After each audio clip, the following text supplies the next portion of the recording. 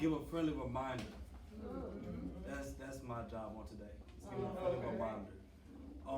Because I don't want to assume, but I think we can all agree that this week might have been a little bit of a tough week. You know, I've been reading the Old Testament a lot, and I watch how even when some members of the family dies, they say they grieve for 30 days. Or when Moses died, they grieved for like 70 days. So I'm not going to be foolish to think that we're just shaking it off and we're good now. It's only been 7 days. And it's been interesting, being able to take up a work this week because I just ain't bounced back. It's been my mind been playing games, haven't been getting out of bed. Yes, Lord. Even when I get out of bed, it's been hard to pray. Yes, Lord. It's been hard to read. Yes, Lord. I was thinking to myself like, dang, Dad, why you got me on all the weeks to preach on this week? I don't want to do it. And I called my boss. We had a conversation. And with the conversation required me to do investigation on some things because I was asking her, because she's been doing ministry in the ministry that I do with reaching out to young kids and ministering to them in the public schools for 20 years. And every time I watched her throughout the years, it'd be like, kind of in the life that I'm going through right now, like she'd be like, so-and-so died. I see the next day, then another person died, someone else died, and someone else died. And I'm like, how do you continue to minister to people when all this stuff is going on? Help us, Lord, help us. And she told me two things that I want to talk about today. She said, you got to remember who God is and what he's done. And then the part that got me that I didn't even ever think about, she said, read about heaven and see what heaven's like. She said, because when you read about what heaven is like, it's hard for you to be sad for that loved one that's gone. See, because when you think about heaven and when you think about the experience that they're thinking about right now, what they're experiencing right now, it's kind of hard to stay as sad as you were when you think about what they're experiencing. And so my topic I want to discuss and we want to dive into is restoration. So I think we all can agree that we want to be restored in some type of way. And that it's good to know that we serve a God that's in the restoration business. And so I love how he gave it to me. I really do. I felt smart. But I know it wasn't me. Because I looked up the word restoration. And restoration says the action of returning something to a former owner, place, or condition. So I thought, okay. So owner, place, condition. Okay. I was like, I like that. So I was like, so it made me think, who's the owner? Where's the place, or you can say location, and what condition is that place or location in? So I know we all know as believers that the owner is God, the creator of the universe. And so we know the location is creation, his earth, the things that he created. But the condition of this earth and this creation doesn't resemble the God that we serve. We're talking about a whole and perfect God, and we live in a very broken and divided world. We're talking about a holy God that does judgment and love, and we live in a world that's biased and hatred. It's all in it. And it made me wonder and think, how did we get to this condition if it doesn't even resemble the owner? And then what is this owner doing about the condition that we're in? So it made me think about how it was. And so we had to go back to the beginning of the Bible. Of how it was, and like we said, the owner was God. And we talked about creation. And the condition of how it was very good. Very good, that's what it said. One thing I think that's interesting about our God is that I think about like when I cook. I can't help myself. Like when I cook barbecue, I don't wait until it's done to eat it. I take nibbles along the way. Since it was smelling good, I gotta take a nibble or two, cut off a piece, make sure it's, I gotta make sure it's safe and good. And so that's how I figured like how God did when he made creation, because he made the birds and he was like, oh, that's good. It is, I made the sun, oh, that's good. And I made the wells, and I made the plantation, I made the fruit, and it was good. Oh, I like it. It was good, it was good, it was good. And then he made us. And that's when the good turned into very good. So now we know the owner is God, the location is creation, and we know the condition of how it was, but very good. So I'm concerned or I'm confused. How did we get here? Because of how it was, as Genesis tells us about, does not look like the world that I live in. Does not look like the world I grew up in, when it was perfect, when the lion and the lamb can sit next to each other and there's no beef. You know what I'm saying? Like, where did it start? I think we all know the story of what happened. Adam and Eve. When I was young, I had beef with Adam and Eve. That was like, you messed it up for me. You know? Right. But we had Adam and Eve, who listened and believed the created than the creator. And we do that too sometimes. Because we'll listen to our friends before we listen to God's instructions. Amen. Or we'll listen to what the media or what the TV or what the song or what the radio says before even addressing what God has to say about it. And the part that always threw me off is because by eating the fruit resembled them rebelling against God. Something that small. Just eating the fruit that God told you not to touch. That's what we look at it, right? Like, you just ate a fruit and you telling me all this happened, but it's the principle that you disobeyed God. And if you disobeyed, there's somewhere in the line you lacked trust in what he said about the fruit. But you believe this created thing that had nothing to do with he ain't the owner. He had nothing to do with about you being created, but yes, you believed him, then the one who made you.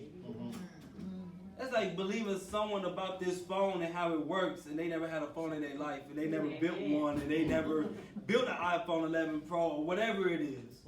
But then you talk to the owner of this phone, and the person who made it, he can tell you the ins and outs of this phone. He can tell you how to fix the phone. He can tell you how this phone is supposed to work. And what do you know about a phone? You ain't supposed to play football with the phone. You ain't supposed to mishandle the phone. You're supposed to be able to make calls and texts, or there's games, and you take pictures on the phone, because the owner knows how the phone is supposed to work. And that's just a phone. So what about when it comes to you? I think that was made in the image of God. And how he created you. He knew how we were supposed to work, to love him and to obey him. But like I said, we ate the fruit. But this is something about the God that shows me that he's a God of restoration, because in Genesis chapter 3, verse 14 through 15, it's very interesting, because it's when the fall happens and he's passing out judgment, because we do serve a God that's about judgment. We do. Because we know that the penalty of sin is death. Like, there's no way around it. God is he's a just God.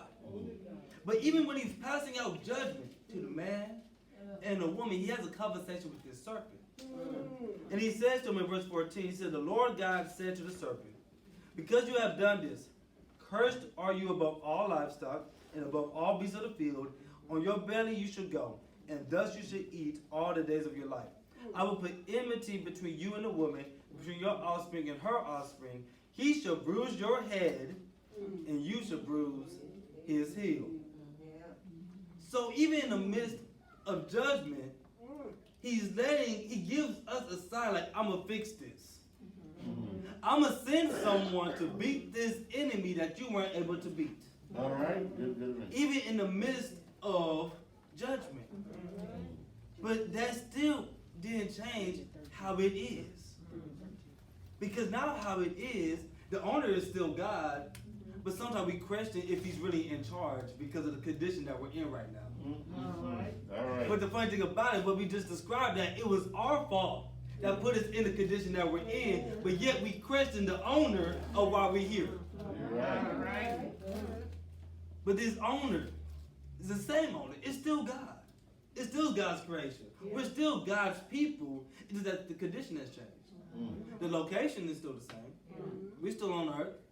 We still got the same creation, the heavens, the stars, the moon, the stars that he made since the beginning. But the condition now, there's sin. And there's evil on every spectrum that we were not ready for.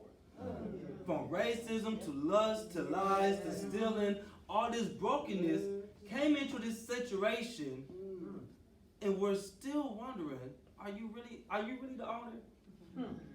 Are you really in charge? Do you know what's going on? Have you seen 2020? Did you hear about COVID? Or the crazy thing about it, why did you allow COVID? Why did you allow social distancing? Why did you allow shelter in order? Why did you allow all this things where I gotta dap someone with an elbow? Why did you allow all this distance? Are you sure you're still in charge? But it's still the same God. And he's still in the restoration business. You know, it's funny because sometimes our pain clouds our vision to know what God is, what God can do. Because even when you don't feel restored, he has given us his word and witnesses that can tell you that he is still and he was in the restoration business. So I'm just going, like I said, I just came to give a friendly reminder about some of these witnesses that can tell you our God is a God of restoration business. Because like I said, right now we can all agree that we're hurting in some type of way. You're right. We're all hurting in some type of fashion. I don't know what you're hurting with. I don't know how deep your hurt is, but we're still hurting in some type of way. But the thing about it I love is that even in the midst of our hurts, if I take my eyes off of the pain and focus on the God who can do something about it, there might be some hope. Because when I think about Job, a man that the Lord asked the devil to consider. Have you considered my servant Job? He's a good man. He gave the devil permission to take away his kids, his health, his lifestyle that he was used to. Got his friends asking what you doing wrong. Wife like, hey, you should just curse God and die. But that was at the beginning of the story, because if you look at Job, chapter 42, verse 10, is something that caught my attention, that Job can tell you about this restoration business, because it says, and the Lord restored the fortunes of Job when he had prayed for his friends, and the Lord gave Job twice as much as he had before. So not only do we serve a God that's able to restore you, he's able to restore you and some. He's able to give you a double portion, even with the things that you've been through. He's able to restore you and to give you some. Give you extra. And that's just Job. I hear the psalmist saying in Psalm 23, my favorite passage in the Bible, the Lord is my shepherd. I shall not want. He making me lie down in green pastures. He leads me beside the still waters. And what does he do? He restores my soul. Who is he? God. Who is God? The owner. We see how this connects. God is the one that restores us. I don't know what it is about the location, about the still waters. I don't know what it is about the valley. But it tells me, he takes me there to restore my soul. I think about Jacob with his brother Esau. Very interesting story with two brothers. One is a trickster. Tricks his older brother from two things, his birthright and his blessing. And then the part that gets me confused is that in Genesis 27, verse 21, we're going to be hopping around a little bit. I'm pretty sure my mom is streaming this, so even on YouTube, or she puts the video up, you can check I'll put the scriptures on there so you can check for yourself. Because it's in the Word. I'm reading straight from the Word. Genesis 27 and verse 41, it says, now Esau hated Jacob because of the blessing which his father had blessed him. And Esau said to himself, the days of mourning for my father are approaching. Then I will kill my brother Jacob.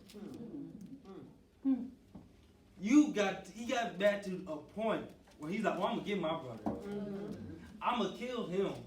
But the crazy thing about it is that after that, Jacob leaves, he goes to live with his cousin Laban, and we get to see Jacob's life. We don't know what happens to Esau. But it is crazy because we don't know what God was doing in his life. We don't know how God was moving.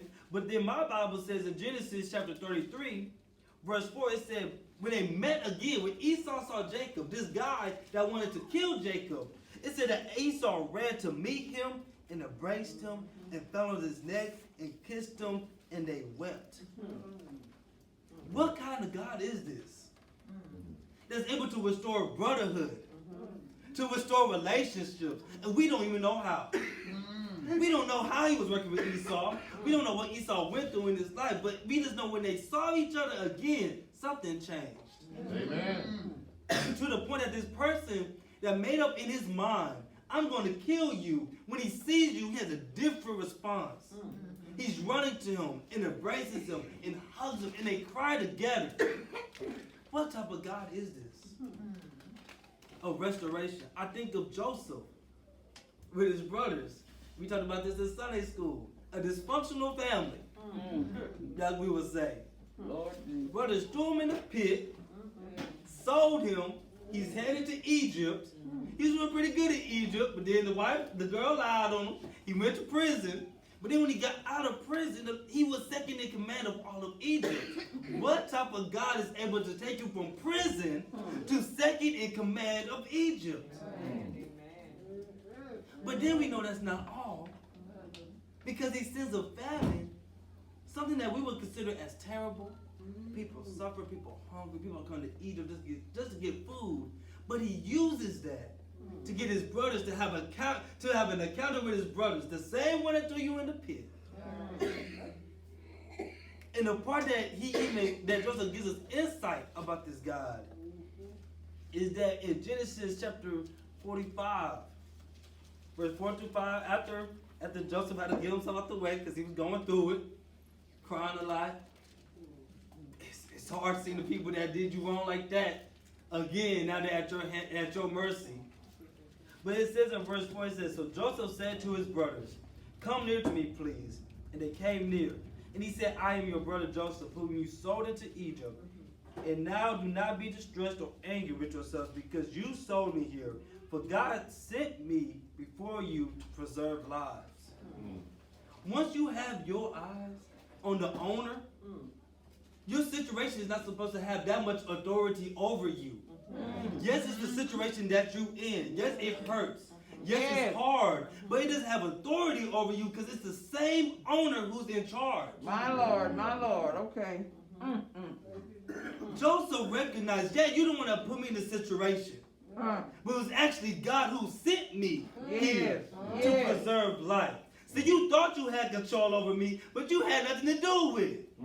God already knew I had to go to Egypt. And he just used you to get me there. And yes, it looked weird. And yes, it was hard. And yes, I struggled. And yes, I cried. But he made a way to restore me. That now the same people that threw me in the pit are the same people I'm able to preserve their life. Lord Jesus. He was able to see his father again. What type of God?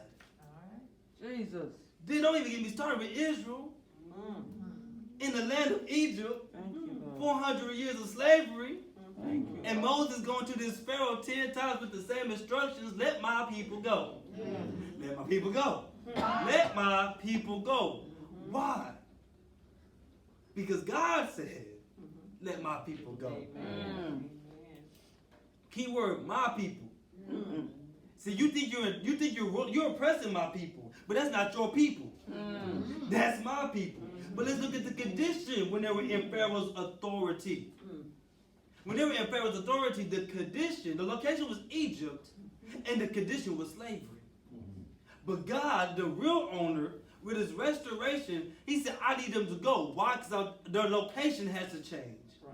You had them in Egypt, I need them in the promised land. You had them in slavery, but I need them free. What type of God is this? When you look at the resume, it's very clear that he's a God of restoring things. So then the hard question is, then why are we still in the same condition? Why is my soul still grieving this bad? Why is the pain still hurting this bad? Why is it that on the news it always seems like it's getting worse? Why? I hear you. God, I'm ready for myself. Yes. But how come my situation ain't changed? When I see that you've done it for people over and over again in different ways and at different times. Yes, Lord. But if restoration means to return to his former state, then how will we get back to what it was? But then I thought about Jesus. Oh, Lord. See, Jesus said, I am the way, the truth, and the light. Yes, Lord. One thing about light, Jesus being the light of the world, one thing about Oh, Jesus being yes. light is that he exposes darkness. So now when he's on the scene, when Jesus enters the scene and he gets baptized, the Spirit leads him to the wilderness. That's weird. 40 days, 40 nights fasting. You can't eat, can't drink no water. That's weird. And then while you up there, the devil's up there with you. That's odd. Why would you do that? Why would you put the Son of God in that position?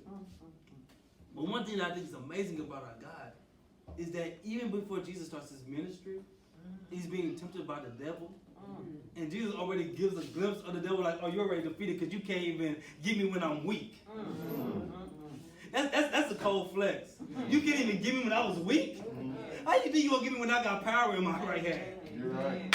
And so even when he passes the test, it said angels came and what? Ministered to him. To what? To restore him, because the work was just about to begin. We know that Jesus restored sight to the blind.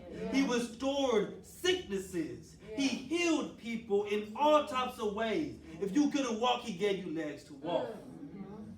If you couldn't speak, he gave you words to speak.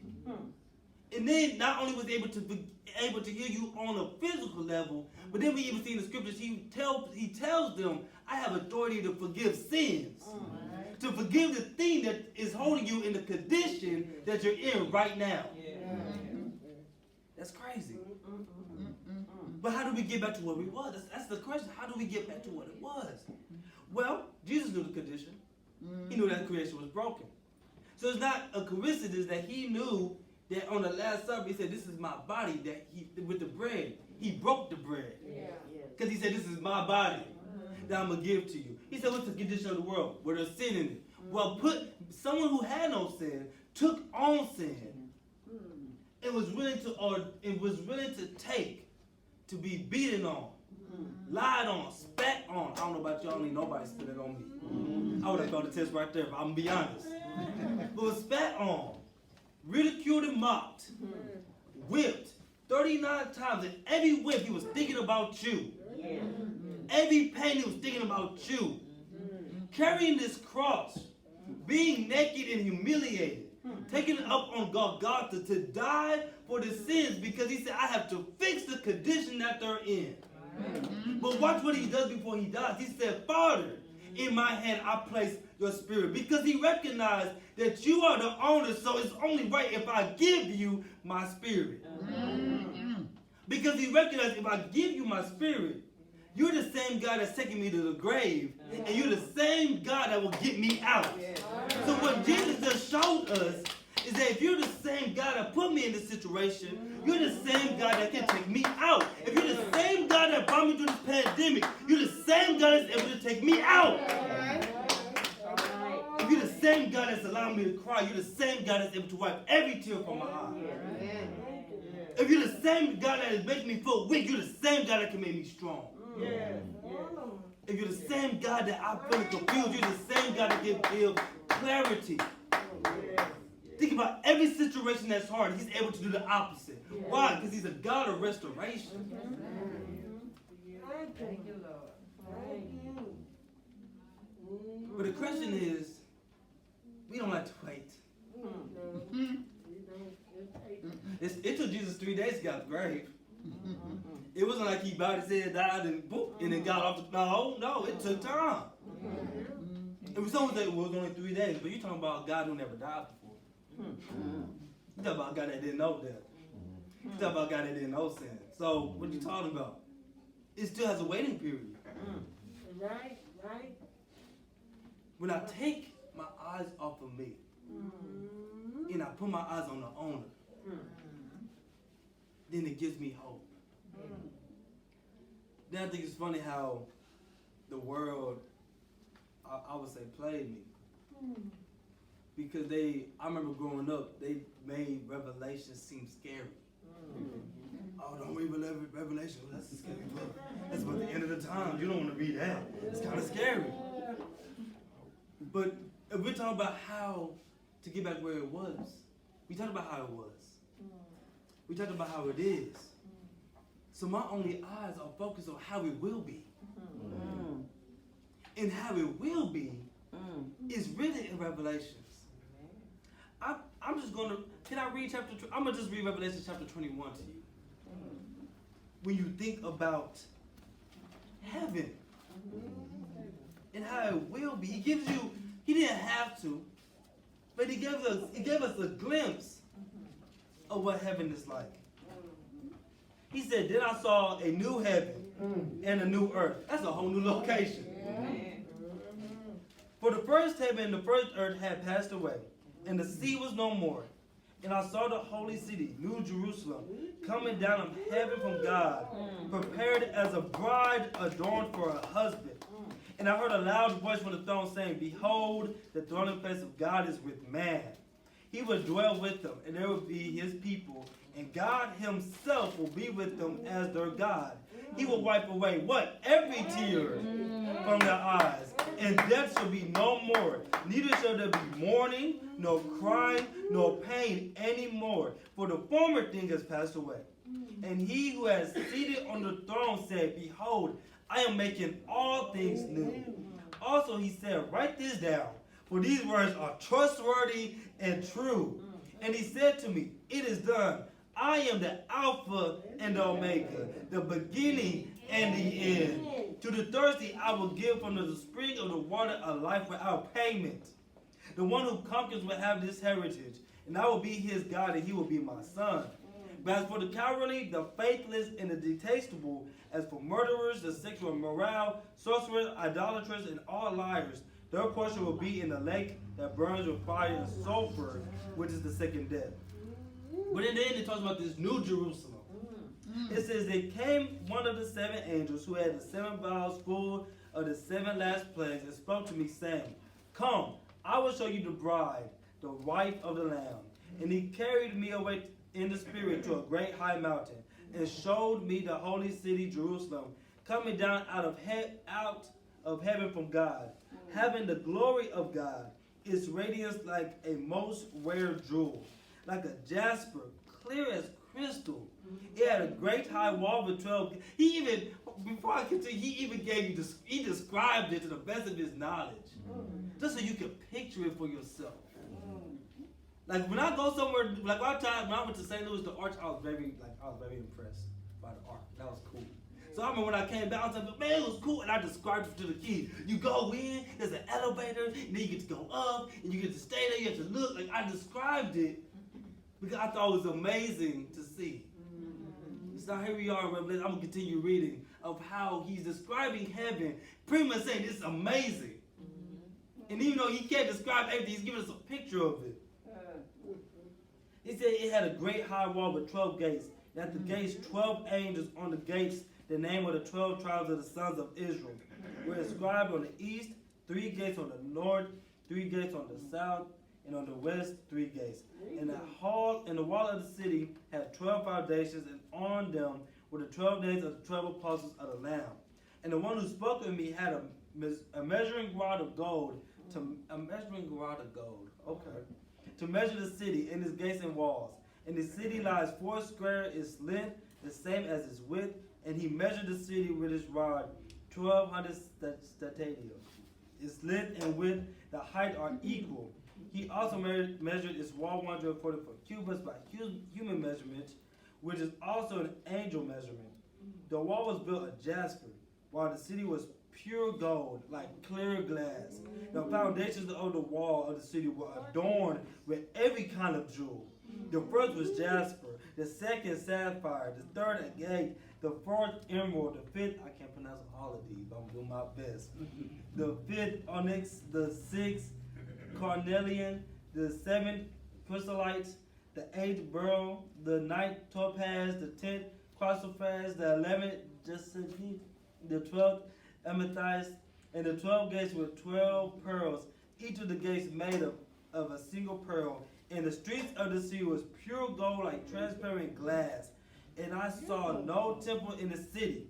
Why? For its temple is the Lord God, the Almighty, and the Lamb.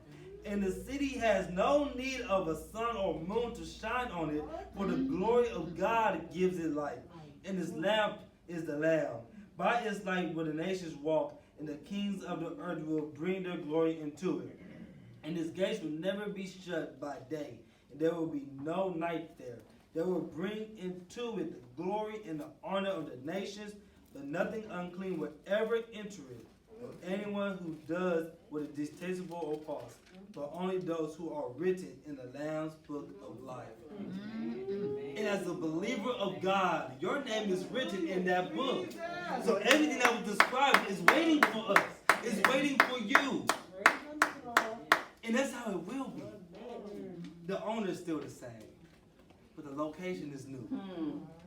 And it's perfect. The condition is perfect. And that's what we got to keep our eyes on. Even for the loved ones that we lost. Yes, it hurts. Yes, we missed them. But they're experiencing everything we just read. Yes, Lord. They've seen the walls. They're walking on the streets. They see it for themselves. And with our name written, we're going to be right along there with them. So 3 things I want to leave with you when it comes to restoration. If something has to be restored, that means something is broken. Lord Jesus. And sometimes that means your heart. Sometimes that means your expectations. Yes, Lord. Sometimes that means your dreams. Sometimes something has to break, but it's beautiful to know. If something breaks, it's painful. But thanks be to God that He's able to fix it. Second, like we said, it takes time. Because even when you think about it, we're still waiting on what it will be. We're still in how it is. So restoration still has a process. But just know that He is more than able and capable of restoring what He says He's going to restore. And then lastly, He says, but while you're waiting, don't forget who the owner is. And the way the owner calls us to live. If you don't know where to start, the greatest commandment is love your God with all your heart, your soul, mind, and your strength. And then the second is the same, love your neighbor as you love yourself. So while we're waiting on how it will be, let's continue to love God